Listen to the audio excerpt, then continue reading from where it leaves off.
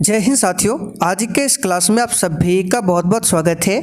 तो साथियों, बिहार पुलिस सिपाही की नई भर्ती के लिए आज के इस सेशन में साइंस का प्रैक्टिस सेट नंबर 3 चलेगा। इससे पहले साथियों आपका 2 प्रैक्टिस सेट हो चुका है और अगर आपका ये प्रैक्टिस सेट छूट गया है तो साथियों इसके लिए बिहार पुलिस के नाम से एक अलग प्लेलिस्ट बना हुआ है। आप लोग उस प्लेलिस्ट में जाकर उन दोनों वीडियो को देख सकते हैं। और देखिए साथियों, ये बिल्कुल न्यू बैच है, तो जिन्होंने अभी तक इस बैच को ज्वाइन नहीं किया है फटाफट से आप लोग इस बैच को ज्वाइन कर लीजिए। ऑलरेडी बहुत सारे बच्चों ने इस बैच को ज्वाइन कर रखा है। तो आपको क्या करना है, व्हाट्सअप नंबर लिख लीजिए 9631887058। इस व्हाट्सअप नंबर पर मैसेज करके आप लोग कोर्स के बारे में जानकारी ले सकते हैं। तो चलिए इसी के साथ आज के इस क्लास को स्टार्ट करते हैं। तो साथियों, आज का पहला क्वेश्चन देखिए, तैरना गति के किस नियम के कारण संभव है? प्रथम नियम, द्वितीय नियम, तृतीय नियम या फिर डी उपर्युक्त सभी। साथियों बिल्कुल टॉप लेवल का क्वेश्चन है और शायद ये क्वेश्चन कल हमने करा रखा है। चलिए बताइए इसका आंसर क्या होगा। और जो भी साथी चैनल पर पहली बार आए हैं आप लोग क्लास टाइमिंग को नोट कर लीजिए। अगर आपको साइंस का डेली प्रैक्टिस सेट चाहिए तो शाम 7:30 बजे और मिक्स प्रैक्टिस सेट आपको रात 8 बजे दिया जाता है। तो तैरना गति के किस नियम के कारण संभव है, कल हमने आपको बताया था। इसका आंसर क्या होगा, चलिए बताइए फटाफट से इसका आंसर। तो इसका आंसर हो जाएगा तृतीय नियम। ठीक है, न्यूटन का गति का जो तीसरा नियम है इसी पर आधारित है तैरने का नियम। तो यहाँ पर सी ऑप्शन आपका सही जवाब है, तीसरा नियम। चलिए क्वेश्चन नंबर 2 देखिए, धातु की चमक किसके कारण होती है? और देखिए साथियों, जिन्होंने ऑलरेडी कोर्स को ले रखा है आपको कोर्स में सबसे पहले एक इम्पॉर्टेंट नोट्स का सेक्शन मिल जाएगा। उसमें हमने बहुत सारा इम्पॉर्टेंट नोट्स को डाल रखा है, तो सबसे पहले आपको उसी को तैयार करना है। वहाँ से आपके बिहार पुलिस के एग्जाम में डायरेक्ट क्वेश्चन पूछे आते हैं, तो डेली इसे पढ़िए इम्पॉर्टेंट नोट्स को। इसमें और भी PDF को ऐड किया जाएगा। तो देखिए, धातु की चमक किसके कारण होती है? तो इसका आंसर हो जाएगा मुक्त इलेक्ट्रॉन की उपस्थिति। ठीक है, धात्विक चमक जो होती है वो धातुओं में मौजूद गतिशील इलेक्ट्रॉनों के कारण होती है। तो यहाँ पर क्या होगा, मुक्त इलेक्ट्रॉनों की उपस्थिति के कारण ही धातु की चमक होती है। तो याद रखिएगा डी वाला ऑप्शन आपका सही जवाब है। अब यहाँ पे इलेक्ट्रॉन की बात करें तो इलेक्ट्रॉन पर कैसा चार्ज होता है, कल हमने आपको बताया था इस पर ऋणात्मक चार्ज होता है। और इलेक्ट्रॉन की खोज किसने किया था, लिख लीजिए आप लोग, जे थॉमसन ने। जे थॉमसन ने इलेक्ट्रॉन का पता लगाया था। जो भी एक्स्ट्रा फैक्ट को बताएंगे आपको कॉपी में लिखते चलना है। चलिए क्वेश्चन नंबर 3, इंद्रधनुष में रंगों का सही क्रम क्या है? अब देखिए बहुत ही सिंपल सा क्वेश्चन है, फिर भी बहुत सारे बच्चे इस क्वेश्चन को गलत कर देते हैं, तो आपको ध्यान से आंसर करना है। तो आपने 10th क्लास में पढ़ा होगा इंद्रधनुष में जो रंगों का क्रम होता है उसके लिए ट्रिक क्या होता है, इंग्लिश में VIBGYOR, ये इंग्लिश का ट्रिक है। और हिंदी में क्या था, बै जा नी हा पी नाला, ये हिंदी का ट्रिक है, यानी बैगनी, जामुनी, नीला, हरा, पीला, नारंगी और लाल। तो इसमें जो सही क्रम है तो सबसे पहले देखिए बैगनी है, तो यहाँ पर बैगनी हो जाएगा, फिर जामुनी, नीला, हरा, पीला, नारंगी और लाल। ठीक है, भी मतलब यहाँ पे वायलेट यानी कि बैगनी, आई मतलब इंडिगो यानी कि जामुनी, बी मतलब ब्लू यानी कि नीला, जी मतलब ग्रीन, वाई मतलब येलो, ओ मतलब ऑरेंज, आर मतलब रेड, यानी कि लाल सबसे लास्ट में होता है और शुरुआत में क्या होता है, बैगनी। तो याद रखिएगा डी ऑप्शन यहाँ पर आंसर हो जाएगा, बैगनी, जामुनी, नीला, हरा, पीला, नारंगी और लाल। क्वेश्चन 4 देखिए, जिन पदार्थों में अनंत विद्युत प्रतिरोध होता है उन्हें क्या कहते हैं? चलिए बिल्कुल सोच समझकर आंसर करना है। और साथ ही इसका PDF अभी डाल देंगे आंसर के साथ में, तो डेली रिवीजन कीजिए क्योंकि संडे को आपका क्या होगा, वीकली टेस्ट चलेगा। तो जिन पदार्थों में अनंत विद्युत प्रतिरोध होता है, यानी कि जो पदार्थ विद्युत को अपने में से होकर जाने ही नहीं देता है उसे बोला जाता है क्या? तो इसका आंसर क्या हो जाएगा बताइए 4 के लिए। चलिए इसका आंसर हो जाएगा विद्युत रोधी। ठीक है, वो विद्युत रोधी पदार्थ होता है, यानी जिसमें अनंत विद्युत प्रतिरोध हो, यानी उसमें विद्युत पार ही नहीं कर सकता है, वो आपका विद्युत रोधी पदार्थ कहलाता है। अच्छा, प्रतिरोध का मात्रक क्या होता है? ये तो सिंपल सा क्वेश्चन है, ओम होता है प्रतिरोध का मात्रक। क्वेश्चन देखिए 5, अस्थायी चुंबक किस पदार्थ से बनाया जाता है?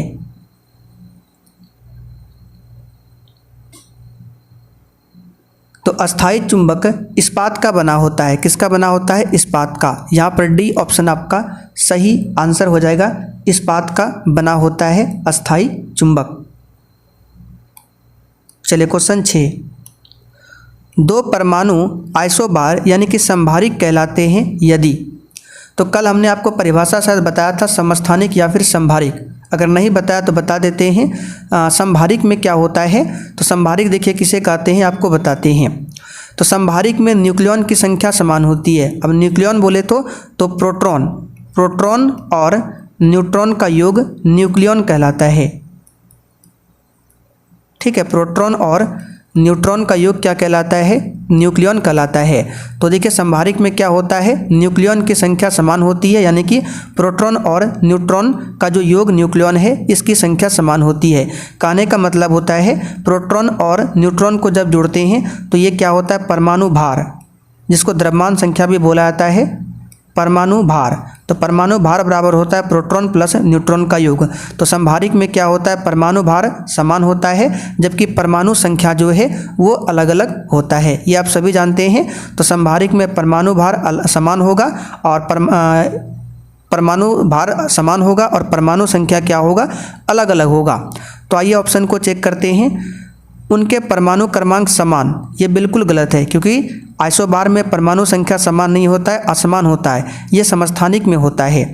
उनके पास समान संख्या में प्रोटॉन होते हैं लेकिन भिन्न संख्या में न्यूट्रॉन होते हैं। आगे और भी ऑप्शन पढ़ लेते हैं।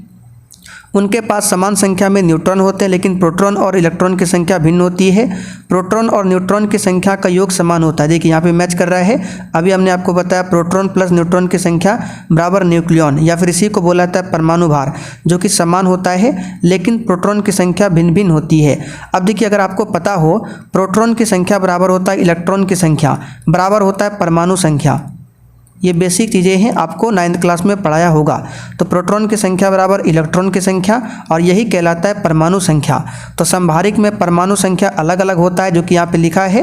यहाँ पे परमाणु संख्या ना लिखकर प्रोटॉन की संख्या लिखा है, तो बात एक ही है।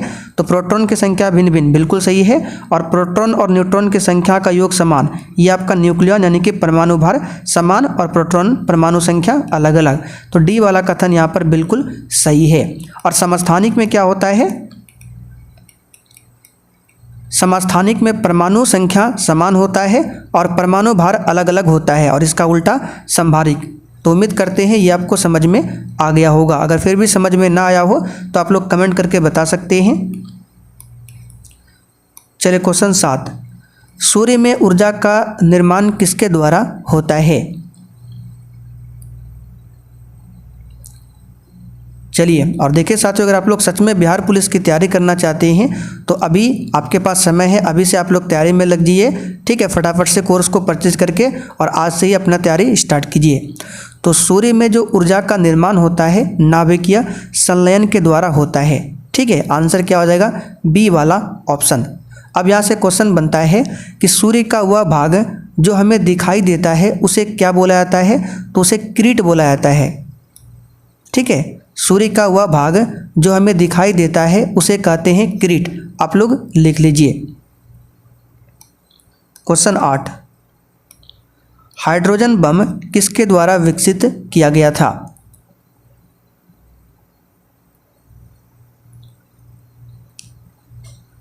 तो हाइड्रोजन बम का आविष्कार किया था एडवर्ड टेलर ने। याद रखिएगा, ये सभी क्वेश्चन आता है। एडवर्ड टेलर ने हाइड्रोजन बम का आविष्कार किया था, जबकि जे रॉबर्ट ओपनहीमर ने क्या किया था? तो इसने ओपनहाइमर ने परमाणु बम का आविष्कार किया था। परमाणु बम का आविष्कार जे रॉबर्ट ओपनहीमर ने और हाइड्रोजन बम का एडवर्ड टेलर ने। ठीक है, और सैमुअल कोहेन ने क्या किया था? इसने न्यूट्रॉन बम का आविष्कार किया था। बड़ा इंपॉर्टेंट फैक्ट बता रहे हैं, आप लोग लिख लीजिए। न्यूट्रॉन बम का आविष्कार इसने, परमाणु बम का आविष्कार रॉबर्ट ओपनहीमर और एडवर्ड टेलर ने हाइड्रोजन बम का आविष्कार किया था। क्वेश्चन नंबर 9, कैंडेला किसका मात्रक है? तो सिंपल सा क्वेश्चन है, कैंडेला जो है ज्योति तीव्रता का मात्रक होता है। किसका? ज्योति तीव्रता का। यहाँ पर डी ऑप्शन आपका सही जवाब है। ज्योति फ्लक्स का मात्रक क्या होता है? तो इसका मात्रक ल्यूमेन होता है। आप लोग लिख लीजिए ल्यूमेन, ये ज्योति फ्लक्स का मात्रक होता है। क्वेश्चन नंबर 10 देखिए, 5 ओम प्रतिरोध वाले एक परिपथ में यदि धारा में वृद्धि होती है तो वोल्टेज क्या होगा? अब देखिए ये क्वेश्चन आपको हार्ड लग रहा होगा, लेकिन यकीन मानिए बहुत ही सिंपल क्वेश्चन है। बस इसके लिए आपको ओम का नियम पता होना चाहिए। ओम का नियम क्या है? V बराबर I इंटू R। ठीक है, यानी कि वोल्टेज बढ़ेगा तो धारा बढ़ेगा, धारा बढ़ेगा तो वोल्टेज बढ़ेगा। ठीक है, प्रतिरोध बढ़ेगा फिर भी वोल्टेज बढ़ेगा।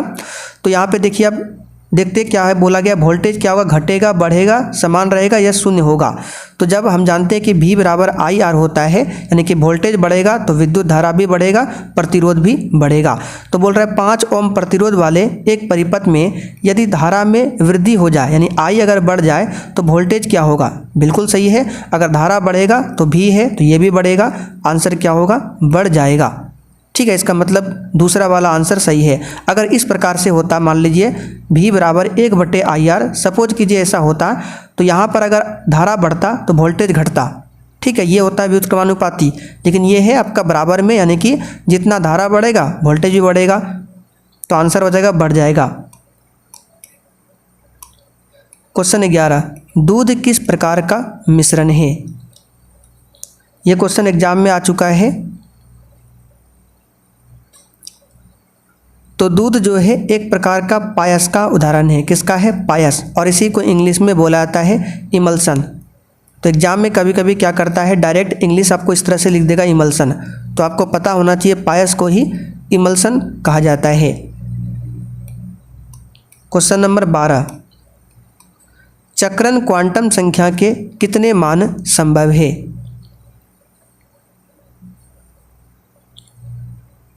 देखिए क्वांटम संख्या यहाँ पे एक शब्द है, तो क्वांटम संख्या की बात करें, ये मुख्यतः 4 प्रकार के होते हैं। कौन कौन सा? अगर आप लोग लिखना चाहे तो लिख लीजिए। पहला होता है मुख्य क्वांटम संख्या, दूसरा होता है द्विगंशी क्वांटम संख्या, तीसरा होता है चुंबकीय क्वांटम संख्या, चौथा होता है चक्रण क्वांटम संख्या। तो चौथा वाला पूछा गया है कि चक्रण क्वांटम संख्या के कितने मान होते हैं? तो चक्रण क्वांटम संख्या के 2 मान होते हैं। कितने होते हैं? 2 मान होते हैं, एक +½ होता है और दूसरा -½ होता है। ये 12th क्लास में आपने पढ़ा होगा, 11th क्लास में। चलिए क्वेश्चन 13, सबसे कम आयनन विभव वाला तत्व कौन सा है?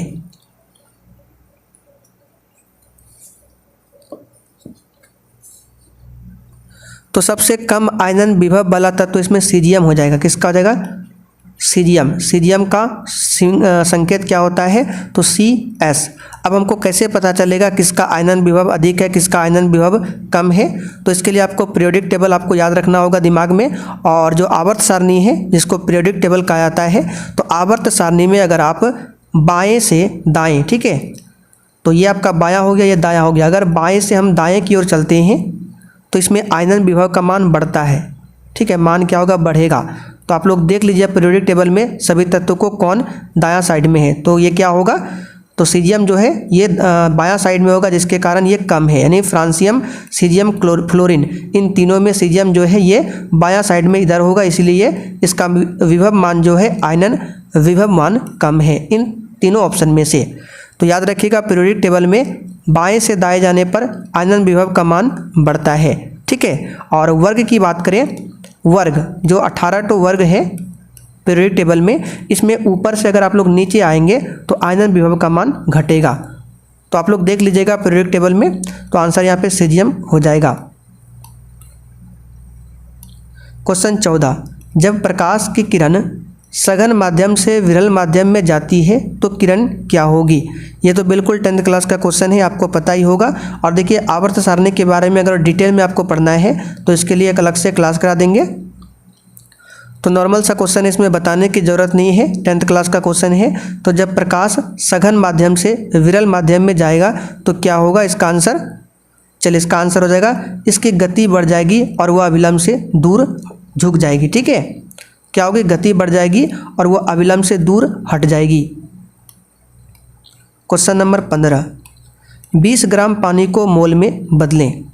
बहुत ही नॉर्मल क्वेश्चन है। तो जब भी आपको मोल निकालना हो तो मोल बराबर आप लोग फॉर्मूला लिख लीजिए। मोल बराबर फॉर्मूला होता है दिया गया द्रव्यमान, दिया गया द्रव्यमान और बटे में होता है आणविक द्रव्यमान, आणविक द्रव्यमान। आप लोग इसे लिख लीजिए। तो दिया गया द्रव्यमान कितना है? 20 ग्राम है, तो 20 ग्राम नीचे हो जाएगा। और आणविक द्रव्यमान आप सभी निकालने जानते होंगे, जैसे यहाँ पानी है तो इसका आणविक द्रव्यमान कैसे निकालना है? तो हाइड्रोजन का कितना हो जाएगा? तो आप सभी जानते हैं हाइड्रोजन का 1 होता है परमाणु संख्या, तो परमाणु द्रव्यमान 2 हो जाएगा, प्लस ऑक्सीजन का 8 होता है, इसका भार कितना हो जाएगा? 16, यानी 16 2 18, तो इसका आणविक द्रव्यमान 18। तो 20/18 जब इसको डिवाइड करेंगे तो 1.11 आएगा। तो यहाँ पे डी ऑप्शन में दिया हुआ है। क्वेश्चन नंबर 16, ऑक्सीजन के साथ उभयधर्मी ऑक्साइड बनाने वाली धातुएं कौन सी है? अच्छा, आप लोग H2SO4 का आणविक द्रव्यमान निकाल के कमेंट कीजिएगा तो इसका कैसे निकलेगा। तो हाइड्रोजन का परमाणु क्रमांक 1 होता है, तो परमाणु भार क्या हो जाएगा? 2 गुना। ये अपने 10th क्लास में पढ़ा होगा। उसी प्रकार सल्फर का देख लीजिएगा, ऑक्सीजन का देख लीजिएगा, ठीक है, और निकाल के बताइए इसका क्या होगा आणविक द्रव्यमान। तो ऑक्सीजन के साथ उभयधर्मी ऑक्साइड बनाने वाली धातुएं कौन सी होती है? चलिए बताइए इसका आंसर क्या होगा। इसका आंसर हो जाएगा सोडियम और एल्युमिनियम। क्वेश्चन नंबर 17, निम्नलिखित में से कौन सा एक पुष्प उभयलिंगी है?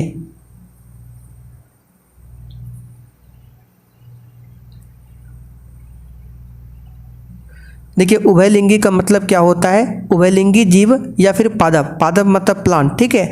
तो उभयलिंगी जीव या प्लांट उसे कहते हैं जो एक ही समय अथवा विभिन्न समयों पर स्त्री तथा पुरुष दोनों प्रकार की प्रजनन कोशिकाएं उत्पन्न कर सकता है। तो इन चारों ऑप्शन में जो उभयलिंगी है ये आपका पपीता है। क्वेश्चन नंबर 18, निम्नलिखित में से किस अंतःस्रावी ग्रंथि को मास्टर ग्रंथि कहा जाता है? यानी किस अंतःस्रावी ग्रंथि को मास्टर ग्रंथि कहा जाता है, ये आपसे पूछा जा रहा है। तो इसका आंसर याद रखिएगा, पीयूष ग्रंथि को मास्टर ग्रंथि कहा जाता है। पीयूष ग्रंथि सबसे छोटी ग्रंथि का नाम है। ये मटर के दाने जैसा होता है, सबसे छोटी ग्रंथि है पीयूष ग्रंथि। चलिए आगे बढ़ते हैं। क्वेश्चन 19, बेकिंग पाउडर डैश और डैश का मिश्रण है। यानी बेकिंग पाउडर जो होता है जिसको सोडियम हाइड्रोजन कार्बोनेट, ठीक है, यानी फॉर्मूला जो होता है सोडियम बाइकार्बोनेट NaHCO3, इसका रासायनिक नाम क्या है? सोडियम बाइकार्बोनेट, जिसे बेकिंग सोडा कहा जाता है, ठीक है, यानी खाने वाला सोडा। और एक होता है धोने वाला सोडा जिसका सूत्र होता है Na2CO3 × 10H2O, ये धोने वाला सोडा है और ये खाने वाला सोडा है। तो ये किसका मिश्रण होता है? तो ये सोडियम हाइड्रोजन कार्बोनेट, यहाँ पर देख सकते हैं सोडियम हाइड्रोजन कार्बोनेट, ठीक है, और टार्ट्रिक अम्ल का भी मिश्रण होता है। तो इस क्वेश्चन को डायरेक्ट आप लोग याद रखिएगा, बेकिंग पाउडर जो होता है सोडियम हाइड्रोजन कार्बोनेट तथा टार्ट्रिक एसिड का मिश्रण होता है और इसी का दूसरा नाम है सोडियम बाइकार्बोनेट। अच्छा, कास्टिक सोडा का सूत्र पूछे तो NaOH, ये कास्टिक सोडा यानी सोडियम हाइड्रोक्साइड का सूत्र है।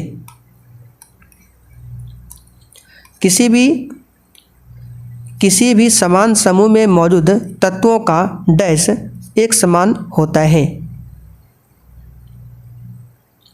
तो देखिए किसी भी समान समूह में मौजूद तत्वों के जो संयोजी इलेक्ट्रॉन की संख्या होती है वो समान होती है। तो आंसर क्या हो जाएगा? संयोजी इलेक्ट्रॉन की संख्या। चलिए क्वेश्चन नंबर 21, एक अवतल दर्पण के वक्रता केंद्र पर रखे वस्तु का प्रतिबिंब कहाँ पर बनेगा? अवतल दर्पण इस प्रकार से होता है और कहाँ पर रखना है? वक्रता केंद्र पर। तो ये आपका फोकस होता है, ये वक्रता केंद्र, और इस पर अगर किसी वस्तु को रखते हैं तो इसका प्रतिबिंब जस्ट उल्टा बनता है नीचे, आपने 10th क्लास में पढ़ा होगा, और वस्तु के बराबर ही बनता है।